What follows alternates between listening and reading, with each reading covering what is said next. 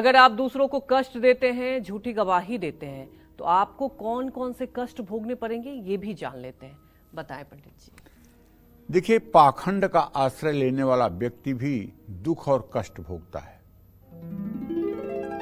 कलिमल ग्रसे धर्म सब, लुप्त भये सदग्रंथ, दम्भिन निजमति कर पिकल, प्रगट किए बहुपंथ।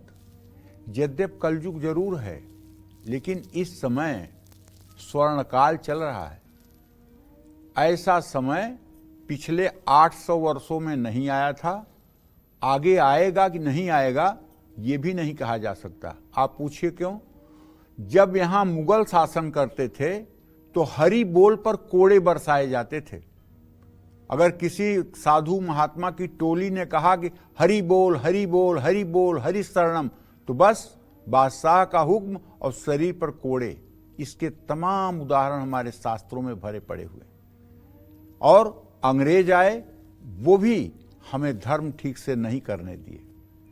पिछले 700-800 वर्षों तक जो गुलामी की स्थिति रही, उसमें हमारे धार्मिक स्थल तोड़े जाते रहे, हमारे धर्म को हर समय नीचा दिखाया जाता रहा, हमारे धार्मिक ग्रंथ जलाए जाते रहे, तमाम बातें। लेकिन आज हम खुल करके अपने धर्म के बारे में बात कर पा रहे हैं, हम खुल करके सत्संग कर पा रहे हैं, हम खुल करके अपने प्रभु को याद कर पा रहे हैं, हम खुल करके अपना हरि कीर्तन कर पा रहे हैं।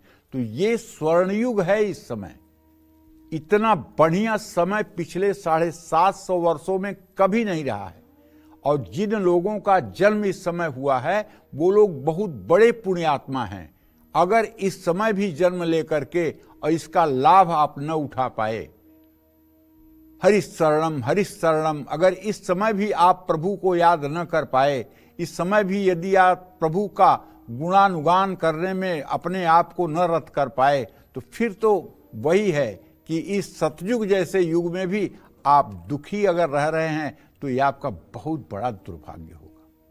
क्योंकि पिछले 750 वर्षों का इतिहास पलटकर आप देख लीजिए, सबसे अच्छा समय इस समय चल रहा है। सबसे अच्छा समय।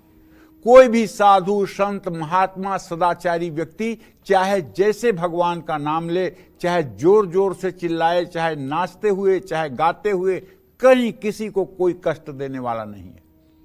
और पहले हरि बोल पर कोड़े पड़ते थे, हरि बोल पे कोड़े पड़ते थे।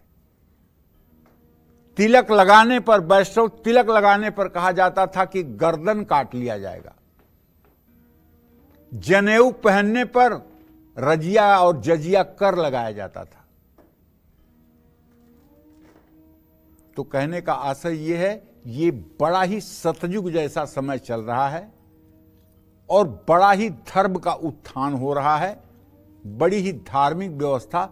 अब इस समय अपने चरित्र को सुधार कर, अपने सोच को सुधार कर, ईश्वर में तन्मय होकर के, सांसारिक भोगों से अरुचि करके आप अपने जीवन को धन्य बना सकते हैं।